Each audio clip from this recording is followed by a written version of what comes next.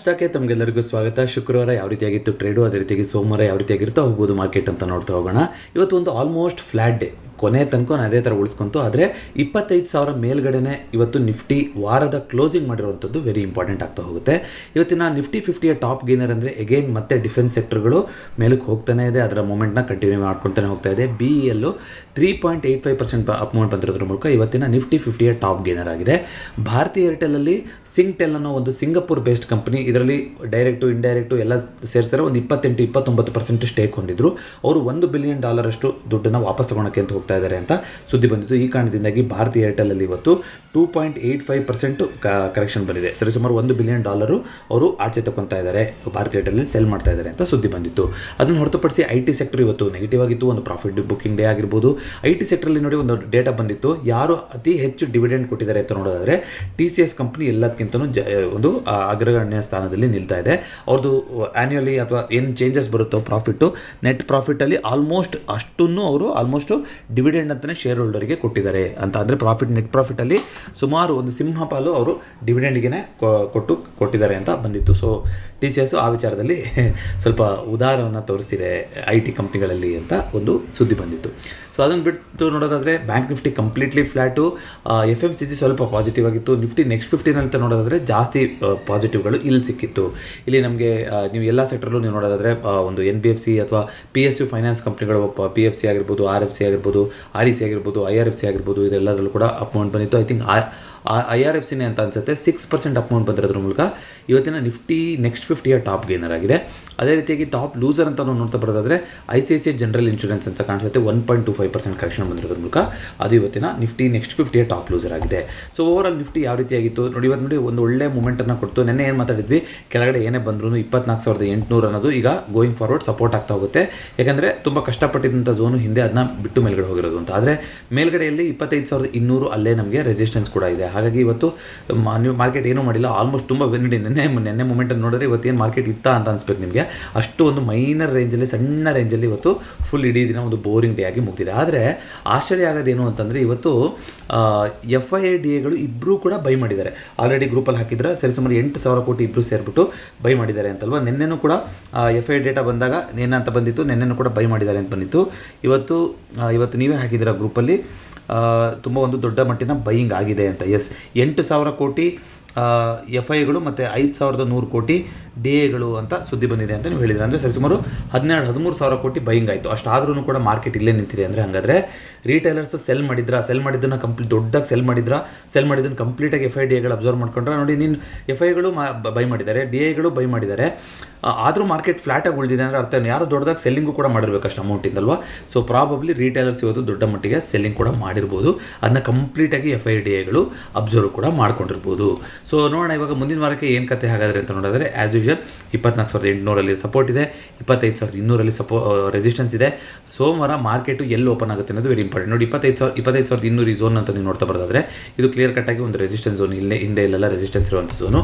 ಕೆಳಗಡೆ 24,800 ನಮಗೆ support zone ಆಗ್ತಾ ಹೋಗುತ್ತೆ. ಸೊ 24,800 25,200 ಆಚೆ ಮಾಡೋ ತನಕ ನಾವು ನಿಫ್ಟಿ ಎಲ್ಲೋ ಹೋಗುತ್ತೆ, ಏನೋ ಮಾಡುತ್ತೆ ಅಂತ ಯಾವುದೇ ರೀತಿಯಂಥ ಅಸಂಪ್ಷನ್ನ ಮಾಡ್ಕೊಳೋವಂಥದ್ದು ಬೇಕಾಗಿಲ್ಲ.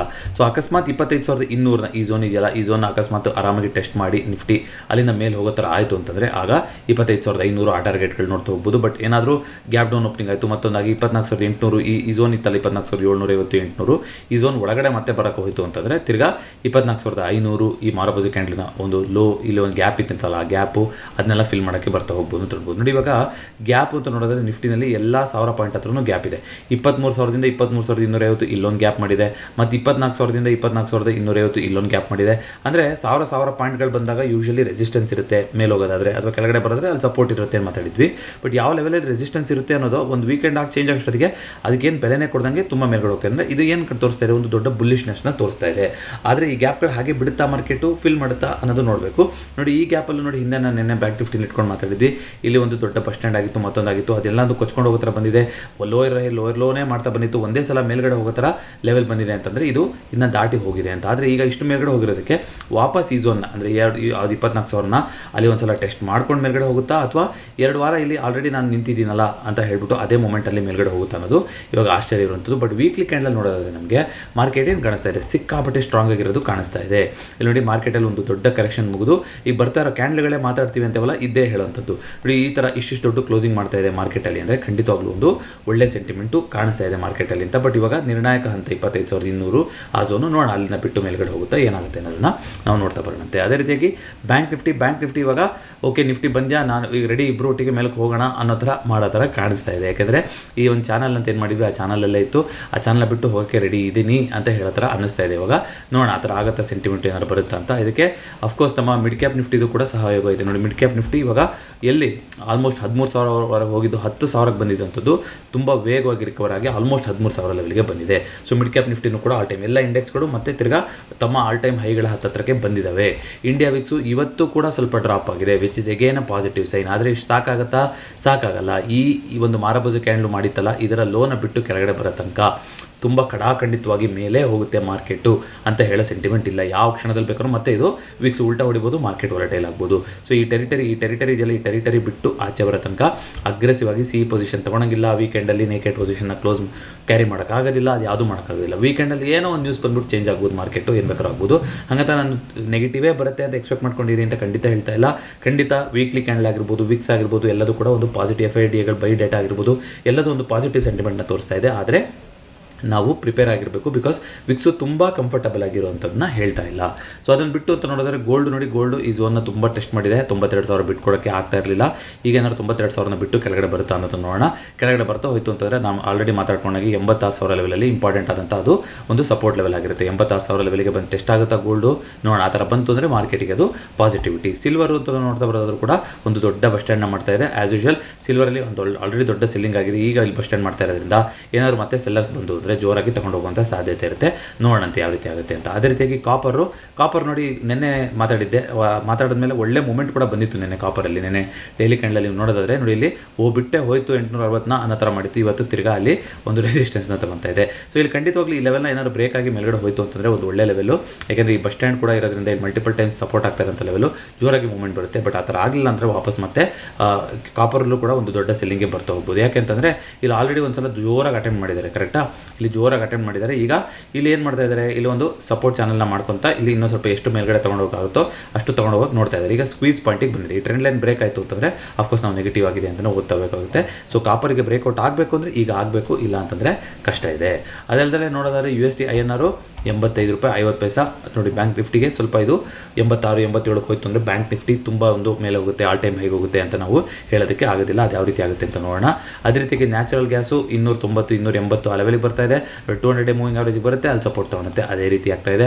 ಅದೇ ರೀತಿಯಾಗಿ ಕ್ರೂಡ್ ಆಯಿಲು ಕೂಡ ನೆನ್ನೆ ಬಿದ್ದಿತ್ತು, ಇವತ್ತು ವಾಪಸ್ಸು ಮತ್ತೆ ಸೈಡ್ ವೈಸ್ ಆಗಿ ಉಳ್ಕೊಂಡಿದೆ. ಇದನ್ನು ಹೊರತುಪಡಿಸಿ ಒಂದಿಷ್ಟು ನ್ಯೂಸ್ಗಳಂತ ನಾವು ನೋಡ್ತಾ ಬರೋದಾದರೆ ಏರ್ಟೆಲ್ದು ಒಂದು ನ್ಯೂಸ್ ನಿಮಗೆ ಕವರ್ ಮಾಡಿದ್ದೀನಿ. TCS ಡಿವಿಡೆಂಡಲ್ಲಿ ಜಾಸ್ತಿ ಕೊಡ್ತಾರೆ ಅಂತ ಅದು ಕೂಡ ಸುದ್ದಿ ಬಂದಿತ್ತು. ರಿಸಲ್ಟ್ಸ್ ಕ್ಯಾಲೆಂಡರ್ ಅಂತ ನೋಡೋದಾದರೆ ಇವತ್ತು BHEL ಅಲ್ಲಿ ಇಮಾಮಿ ಲಾಸ್ಟ್ ಟೈಮ್ ರಿಸಲ್ಟ್ ಬಂದಾಗ ನಿಮ್ಗೆ ಗೊತ್ತಿರ್ಬೋದು, ಸಿಕ್ಕಾಡು ಒಂದೇ ದಿನದಲ್ಲಿ ಒಂದು 7-8% ಮೂವ್ಮೆಂಟ್ ಬಂದಿತ್ತು. ಐ ಥಿಂಕ್ ಲಾಸ್ಟ್ ಕ್ವಾರ್ಟರ್ ಅನ್ಸುತ್ತೆ, 2-3 ಕ್ವಾರ್ಟರ್ ಹಿಂದೆ. ಅದೇ ರೀತಿಗೆ ಡೆಲಿವರಿ ತುಂಬ ಒಂದು ಸ್ಟ್ರಗಲ್ ಆಗಿರುವಂಥ ಸ್ಟಾಕು. ಆದರೆ ಈ ಸಲ ನೋಡಿ 82% ನೆಟ್ ಪ್ರಾಫಿಟ್ ಜಂಪ್ ಅಂತ ಹೇಳಿದ್ದಾರೆ. ಆದರೆ 82% ಜಂಪ್ ಅಂದರೆ ಇಲ್ಲಿ ಏನು ಇನ್ನೂ ನೆಗೆಟಿವಲ್ಲೇ ಇದ್ದಾರಲ್ವಾ. ನೋಡಿ ಹೋದ ವರ್ಷ 96 ಕೋಟಿ ಲಾಸಲ್ಲಿದ್ದರು ನೋಡಿ. ಈಗ ಯಾಕೆಂದರೆ ಡೇಟಾ ಹೆಂಗೆ ಬರುತ್ತೆ ಅಂದರೆ ನೀವೆಲ್ಲ ನ್ಯೂಸಲ್ಲಿ ಓದಿತಾರೆ, ಏನೋ ಮಾಡಿದೆ 82% ನೆಟ್ ಪ್ರಾಫಿಟ್ ಜಂಪ್ ಆಗಿದೆಯಂತೆ ಅಂತ ಒಂದು ಸ್ಟಾಕ್ಗೆ ಅಂತ ಸುದ್ದಿ ಬಂದುಬಿಡುತ್ತೆ. ಸೂಪರಾಗಿ ಪರ್ಫಾರ್ಮೆನ್ಸ್ ಬಂದಿದೆ ಅಂತ ನೀವು ಬರೀ ಅದನ್ನೇ ನಂಬ್ಕೊಳಕ್ಕಾಗತ್ತಾ? ಇಲ್ಲ, ನೆಟ್ ಫಿಗರ್ನ ನೋಡಬೇಕು. ಹೋದ ಸಲ 96 ಕೋಟಿ ಲಾಸ್ ಮಾಡ್ಕೊಂಡಿದ್ದಂಥ ಕಂಪ್ನಿ ಈ ಸಲ 17 ಕೋಟಿ ಲಾಸ್ ಮಾಡ್ಕೊಂಡಿದೆ. ಸೊ ಲಾಸಲ್ಲಿ ಕಂಪೇರ್ ಮಾಡಿದ್ರೆ 82% ಬೆಟರ್ ಪರ್ಫಾರ್ಮೆನ್ಸ್ ಅಂತ. ಬಟ್ ಇನ್ನೂ ಪ್ರಾಫಿಟ್ ಮಾಡೋಕ್ಕಾಗಿದೆಯಾ ಈ ಕಂಪ್ನಿಗೆ? ಇಲ್ಲ. ಹಾಗಾಗಿ ನೆಟ್ ಫಿಗರ್ನ ನೋಡೋದಂತೂ ಕೂಡ ವೆರಿ ಇಂಪಾರ್ಟೆಂಟ್ ಆಗ್ತಾ ಹೋಗುತ್ತೆ. ಸುಮಾರು ಒಂದಿಷ್ಟು ಸ್ಮಾಲ್ ಕ್ಯಾಪು ಕಂಪ್ನಿಗಳಲ್ಲೂ ಕೂಡ ಇವತ್ತು ರಿಸಲ್ಟ್ಸ್ ಇತ್ತು. ಸೊ ಈ ಸಲ ಓವರಾಲ್ ಬೆಸ್ಟ್ ಪರ್ಫಾರ್ಮರ್ ಅಂತ ನೋಡೋದಾದರೆ ನೋಡಿ 615 ಕಂಪ್ನಿಗಳು ಪಾಸಿಟಿವ್ ಆಗಿದೆ. ಇನ್ನೂ Q4ನಲ್ಲಿ ಇನ್ನೂ ಒಂದು 2,000-3,000 ಕಂಪ್ನಿಗಳದ್ದು ರಿಸಲ್ಟ್ ಬರೋದಿದೆ. ಬಟ್ ಮೇಜರ್ ಕಂಪ್ನಿಗಳದ್ದು ಯಾವ್ಯಾವ ರಿಸಲ್ಟ್ಸ್ ಬಂದಿರುತ್ತೋ ಅದಿಷ್ಟೊತ್ತಿಗೆ ಬಂದಿರುತ್ತೆ. ಇದು ಯಾಕೋ ಬೆಸ್ಟ್ ಪರ್ಫಾರ್ಮರ್ ವರ್ಕ್ ಆಗ್ತಾ ಇಲ್ಲ ಇದು. ಸೊ ಇಲ್ಲಿ ಬೆಸ್ಟ್ ಪರ್ಫಾರ್ಮರ್ ವರ್ಸ್ಟ್ ಪರ್ಫಾರ್ಮರಲ್ಲಿ ನೀವು ನೋಡ್ತಾ ಹೋಗೋದಾದರೆ ಯಾವುದು ಇವತ್ತು ಬಂದಿರೋ ರಿಸಲ್ಟ್ಸಲ್ಲಿ, ಇತ್ತೀಚೆಗೆ ಬಂದಿರೋ ರಿಸಲ್ಟ್ಸಲ್ಲಿ ಯಾವ್ದು ಸ್ವಲ್ಪ ನೋಡಿ, ಇದು 9,133% ಜಂಪ್ ಅಂತ ತೋರಿಸ್ತಾರೆ. ಯಾಕೆ? ಹೋದ ಸಲ 3 ಕೋಟಿ ಇತ್ತು ಪ್ರಾಫಿಟ್ಟು ದಿಲೀಪ್ ಬಿಲ್ಡ್ಕಾನ್ ಅಂತ, ನಾನು ಏನೂ ಫಾಲೋ ಮಾಡಿಲ್ಲ, ಜಸ್ಟ್ ಎಕ್ಸಾಂಪಲ್ ತೋರಿಸ್ತಾ ಇದ್ದೀನಿ. ಈ ಸಲ 277 ಕೋಟಿ ಪ್ರಾಫಿಟ್ ಜಂಪ್ ಆಗಿದೆ ಅಂತ. ಈ ರೀತಿಯಾಗಿ ಅದೇ ರೀತಿಯಾಗಿ ಸ್ಟರ್ಲಿಂಗ್ ವಿಲ್ಸನ್ ನಿಮ್ಗೆ ಗೊತ್ತಿದೆ, ಸೋಲಾರು ಇದು ರಿಲೇಟೆಡ್ ಕಂಪ್ನಿ, ಅದರಲ್ಲೂ ಕೂಡ 5,400% ಜಂಪು. ಈ ರೀತಿಯಾಗಿ ಕೆಲವೊಂದನ್ನು ಫಾಲೋ ಮಾಡಬೇಕಾಗುತ್ತೆ. ಝಿ 13 ಕೋಟಿ ಲಾಭ ಇದ್ದಿದ್ದು 188 ಕೋಟಿಗೆ ಲಾಭ ಮಾಡ್ಕೊಂಡಿದೆ ಅಂತ ಬಂದಿದೆ. ಅದೇ ರೀತಿ ಅದಾನಿ ಎಂಟರ್ಪ್ರೈಸಸ್ಸಲ್ಲೂ ಕೂಡ ಗಣನೀಯವಾದಂಥ ಚೇಂಜಸ್ಸು. ಸೊ ಈ ಥರದ್ದೆಲ್ಲ ನೋಡಲಿಕ್ಕೆ ಸಿಕ್ಕಿದೆ. ಅದನ್ನ ನಾವು ಫಾಲೋ ಮಾಡ್ತಾ ಇರ್ಬೋದು ಮನಿ ಕಂಟ್ರೋಲಲ್ಲಿ. ಅದಲ್ಲದೆ ಯಾವುದೇ ಎಕ್ಸ್ಪೈರಿ ಅಂತ ಇಲ್ಲ. ಬಟ್ FIDI ಡೇಟಾ ನೋಡಬರೋದಾದರೆ ನೋಡಿ, ನಿನ್ನೆ ಜೋರಾಗಿ ಬೈ ಮಾಡಿದ್ದಾರೆ FIಗಳು 5,000 ಕೋಟಿ. ಇವತ್ತು ಇನ್ನೂ ಜೋರಾಗಿ 8,000 ಕೋಟಿ ಬೈಯಿಂಗ್ ಆಗಿದೆ ಅಂತ ಬಂದಿದೆ. ಸೊ ಏನೋ FIಗಳಿಗೆ ಕಾಣಿಸ್ತಾ ಇರ್ಬೋದು. ಆದರೆ DIಗಳು ಅವರಿಗೆ ಸಪ್ಲೈ ಕೊಡ್ತಾ ಇಲ್ಲ, ಅವ್ರಿಗೆ ಇನ್ನೂ ಟಫ್ ಮಾಡ್ತಾ ಇದ್ದಾರೆ. ಅಂದರೆ DIಗಳು ಕೂಡ ಬೈ ಮಾಡ್ತಾ ಇದ್ದಾರೆ. So which is good. But overall monthly ಡೇಟಾದಲ್ಲಿ ಅಂತ ನಾವು ನೋಡ್ತಾ ಬರೋದಾದರೆ ಐ ಥಿಂಕ್ ಎಲ್ಲಿ ಈ ಲಾಸ್ಟ್ 2 ತಿಂಗಳು ಅಷ್ಟೇ ಅನಿಸುತ್ತೆ ನೆಟ್ ಬೈಯಿಂಗ್ ಅಂತ ಶುರು ಮಾಡಿರೋದು. ನೋಡಿ, ಮಾರ್ಚಲ್ಲಿ ಓವರಾಲ್ ನೆಟ್ಟು 2,700 ಕೋಟಿ ಬೈ ಮಾಡಿದ್ರು FIಗಳು. ಅದು ಬಿಟ್ಟರೆ ಏಪ್ರಿಲಲ್ಲೂ ಕೂಡ 2,700 ಕೋಟಿ ಬೈ ಮಾಡಿದ್ರು. ಬಟ್ ಈ ಮಂತು ಇನ್ನೂ ಮುಗಿದಿಲ್ಲ, ಇನ್ನು 16ನೇ ತಾರೀಕು. ಬಟ್ ಇದೇ ಥರ ಬೈಯಿಂಗ್ ಮಾಡ್ಕೊಂಡು ಹೋದ್ರು ಅಂದರೆ ಈ ಸಲ ಒಂದು ಸ್ಟ್ರಾಂಗ್ ಆಗಿರೋ ಪಾಸಿಟಿವ್ಸ್ ಮಂತಲ್ಲಿ ಕ್ಲೋಸ್ ಮಾಡ್ಕೋಬೋದು ನಾವು ಮೇ ಮಂತನ್ನು ಅಂತ ಅನಿಸ್ತಾ ಇದೆ. ಬಟ್ ಲಾಸ್ಟ್ ಇಯರ್ ನೀವು ನೋಡ್ತಾ ಬರೋದ್ರೆ ಲಾಸ್ಟ್ ಇಯರ್ ಸೆಪ್ಟೆಂಬರಿಂದ ಮಾರ್ಕೆಟಲ್ಲಿ ಒಂದು ಕರೆಕ್ಷನ್ ಶುರುವಾಯಿತು. ಇವರು ಕೂಡ ಸೆಪ್ಟೆಂಬರಿಂದ ಸೆಲ್ಲಿಂಗ್ ಮಾಡ್ತಾನೆ ಬಂದಿದ್ರು. ಸೊ ಅದು ರಿಲೇಟ್ ಆಗುತ್ತೆ ನಿಮಗೆ FIಗಳು ಲಾಂಗ್ ಟರ್ಮ್ ದೃಷ್ಟಿಯಿಂದ. DIಗಳು ನೋಡಿ ಕಂಟಿನ್ಯೂಸ್ ಆಗಿ ಬೈ ಮಾಡ್ಕೊತಾನೆ ಬಂದಿದ್ದಾರೆ. DI is nothing but hour SIP. ನಾವೇನು SIPಗಳನ್ನ ಮಾಡ್ತಾ ಇದ್ದೀವಿ ಅದರದ್ದು. ಸೊ ಅವ್ರು ಸೆಲ್ಲಿಂಗ್ ಮಾಡಿರೋ ಮಂತೇ ಇಲ್ಲ, ಎಲ್ಲ ಮಂತಲ್ಲೂ ಪಾಸಿಟಿವ್ ಆಗಿ ಬೈ ಮಾಡ್ತಾನೆ ಇದ್ದಾರೆ. ಸಪೋರ್ಟ್ ಕೊಟ್ಟಿರೋದೇ DIಗಳು. ಬಟ್ FIಗಳು ನೋಡಿ ಯಾವಾಗ ಸೆಲ್ಲಿಂಗ್ ಮಾಡ್ತಾರೋ ಆವಾಗ ಮಾರ್ಕೆಟಲ್ಲಿ ಪ್ರೆಷರ್ ಬಂದಿರೋದು ಕಾಣಿಸ್ತಾ ಇದೆ. ಈಗ ಟರ್ನ್ ಅರೌಂಡ್ ಆಗ್ತಾ ಇರೋದ್ರಿಂದ ಮಾರ್ಕೆಟು ಕೂಡ ಪಾಸಿಟಿವ್ ಆಗಿದೆ. ನೋಡೋಣ ಇದೇ ರೀತಿ ಚೇಂಜ್ ಆಗ್ತಾ ಹೋಗುತ್ತೆ ಏನು ಕತೆ ಅಂತ. ಇದಿಷ್ಟು ಇವತ್ತಿನ ಚಾರ್ಟ್ ಆಗಿತ್ತು. ಈ ಶನಿವಾರ ಅಥವಾ ಭಾನುವಾರ ಒಂದು ಡೆಡಿಕೇಟೆಡ್ ವಿಡಿಯೋ ಯಾವುದಾದ್ರು ಒಂದು ಟಾಪಿಕ್ ಬಗ್ಗೆ ಮಾಡಲಿಕ್ಕೆ ಪ್ರಯತ್ನ ಪಡ್ತೀನಿ. ಇನ್ನೂ ಯಾರಾದರೂ ನಮ್ಮ ಚಾನಲ್ ನೋಡ್ತಾ ಇರೋರು ಮಿಷನ್ 2025 ಏನು ಎಮರ್ಜೆನ್ಸಿ ಫಂಡ್ ಬಿಲ್ಡ್ ಮಾಡೋದು, ಪ್ರತಿ ತಿಂಗಳು 1,000, 2,000, 5,000, 10,000 ನಿಮ್ಗೆ ಎಷ್ಟಾಗುತ್ತೋ ಅಷ್ಟು ದುಡ್ಡನ್ನು ನಿಮ್ಮ ಒಂದು 3 ತಿಂಗಳ ಅಥವಾ 6 ತಿಂಗಳ ದಿನ ಒಂದು ಮಾಸಿಕ ಖರ್ಚು ಏನಿದೆಯೋ ಅಷ್ಟು ಸಾಕಾಗೋಷ್ಟು ಹಣ ಆಗೋಷ್ಟು ತನಕ ಆ ಥರ ತೆಗೆದಿಡ್ತಾ ಬನ್ನಿ. ಅದನ್ನ ಒಂದು ಸಪರೇಟ್ ಅಕೌಂಟಲ್ಲಿ ಅದನ್ನ ಮುಟ್ಟಕ್ಕೆ ಹೋಗ್ಬಿಡಿ. ಎಮರ್ಜೆನ್ಸಿ ಸಿಚುಯೇಷನ್ ಅಂತ ಬಂದಾಗ ಮಾತ್ರ ಆ ಹಣನ ಉಪಯೋಗಿಸ್ತಾ ಹೋಗಬೇಕು. ಈ ವರ್ಷದ ನಮ್ಮ ಚಾನಲ್ ಮಿಷನ್ ಅದು ಯಾರಾದರೂ ಇನ್ನೂ ಅದನ್ನ ಶುರು ಮಾಡಿಲ್ಲ ಅಂದರೆ ಮಿಷನ್ 2025 ಅಂತ ಪ್ರತಿ ವಿಡಿಯೋದ ಡಿಸ್ಕ್ರಿಪ್ಷನಲ್ಲಿ ಇದ್ರ ಬಗ್ಗೆ ಡೀಟೇಲ್ ಆಗಿ ಮಾತಾಡಿದ್ದೀವಿ. ಯಾಕೆ ಎಮರ್ಜೆನ್ಸಿ ಫಂಡ್ ಬೇಕು, ಏನು ಕತೆ ಅಂತ ನೀವು ಅದನ್ನ ಚೆಕ್ಔಟ್ ಮಾಡ್ಬೋದು. ಜೊತೆಗೆ ಟರ್ಮ್ ಇನ್ಶೂರೆನ್ಸು ಎಗೇನ್ ಯಾರಾದರೂ ಇನ್ನೂ ಟರ್ಮ್ ಇನ್ಶೂರೆನ್ಸ್ನ ಮಾಡಿಸಿಲ್ಲ, ಫಾಲೋ ಅಪ್ ಮಾಡೋಕ್ಕೆ ಅಂತ ಇನಿಷಿಯೇಟಿವ್ ತೊಗೊಂಡೆ ಮಾಡಿಸ್ಬಿಡೋಣ ಅಂತ ಅಂದ್ಕೊಂಡೆ ಸರ್, ಆಮೇಲೆ ಟೈಮೇ ಆಗಿಲ್ಲ, ಬಿಟ್ಟೋಗಿದೆ, ಏನೇ ಇದ್ದರೂ ಈ ವೀಕೆಂಡಲ್ಲಿ ದಯವಿಟ್ಟು ಅದರ ಕಡೆ ಗಮನ ಕೊಟ್ಟು ಟರ್ಮ್ ಇನ್ಶೂರೆನ್ಸ್ನ ಆದಷ್ಟು ಬೇಗ ಕ್ಲೋಸ್ ಮಾಡ್ಕೊಳ್ಳಿ. ಮತ್ತೆ ಹೇಳ್ತಾ ಇದ್ದೀನಿ, ಈ ಥರದ್ದು ಯಾವಾಗ ಬೇಕಾದರೂ ಕಂಪ್ನಿಗಳು ಚೇಂಜ್ ಮಾಡ್ತಾ ಹೋಗ್ಬೋದು ಟರ್ಮ್ ಇನ್ಶೂರೆನ್ಸ್ ಬೆಲೆನ. ಜೊತೆಗೆ ಬೈ ಡಿಫಾಲ್ಟ್ ಆಗಿ ನಮಗೆ 1 ವರ್ಷ ಜಾಸ್ತಿ ಆಗ್ತಾ ಹೋದಂಗೂ, ಪ್ರತಿ ವರ್ಷ ನಮ್ಮದು ಒಂದು ವರ್ಷ ಆಯಸ್ ಜಾಸ್ತಿ ಆಗ್ತಾ ಹೋದಂಗೂ ನಮಗೆ ಟರ್ಮ್ ಇನ್ಶೂರೆನ್ಸ್ ಬೆಲೆಗಳು ಜಾಸ್ತಿ ಆಗ್ತಾನೆ ಹೋಗುತ್ತೆ. ಅದು 4-5% ಜಾಸ್ತಿ ಆಗ್ತಾನೆ ಹೋಗುತ್ತೆ ಮಿನಿಮಮ್ ಅಂದ್ರೂ. ಹಾಗಾಗಿ ಆದಷ್ಟು ಬೇಗ ಸೂಕ್ತವಾದ ಟರ್ಮ್ ಇನ್ಶೂರೆನ್ಸ್ನ ತೊಗೊಂಡು ಆರಾಮಾಗಿ ಯಾವ ಇನ್ಶೂರೆನ್ಸು ಬೇಡ ಜೀವನದಲ್ಲಿ. ಸೊ ಯಾರಿಗಾದ್ರು ಇಂಟ್ರೆಸ್ಟ್ ಇದೆ ಅಂತಂದರೆ ಪಿನ್ ಕಾಮೆಂಟಲ್ಲಿ, ವಿಡಿಯೋದ ಪಿನ್ ಕಾಮೆಂಟಲ್ಲಿ ಬಜಾಜ್ ಫಾರ್ಮ್ನ ಕೊಟ್ಟಿರ್ತೀನಿ. ಆ ಫಾರ್ಮ್ನ ಫಿಲಪ್ ಮಾಡಿದ್ರೆ ಬಜಾಜ್ ಸಿಬ್ಬಂದಿ ನಿಮ್ಮನ್ನ ಕಾಂಟ್ಯಾಕ್ಟ್ ಮಾಡ್ತಾರೆ. ಇದಿಷ್ಟು ಇವತ್ತಿನ ಚಾಟ್ ಸ್ಟಾಕ್ ಆಗಿತ್ತು. ಈ ವಿಡಿಯೋ ಇಷ್ಟ ಆಗಿದ್ರೆ ದಯವಿಟ್ಟು ವಿಡಿಯೋನ ಲೈಕ್ ಮಾಡಿ ಹಾಗೂ ಚಾನಲ್ಗೆ ಸಬ್ಸ್ಕ್ರೈಬ್ ಮಾಡಿ. ಮತ್ತೊಂದು ಚಾಟ್ ಸ್ಟಾಕ್ ನೊಂದಿಗೆ ಭೇಟಿಯಾಗೋಣ. ಎಲ್ಲರಿಗೂ ನಮಸ್ಕಾರ.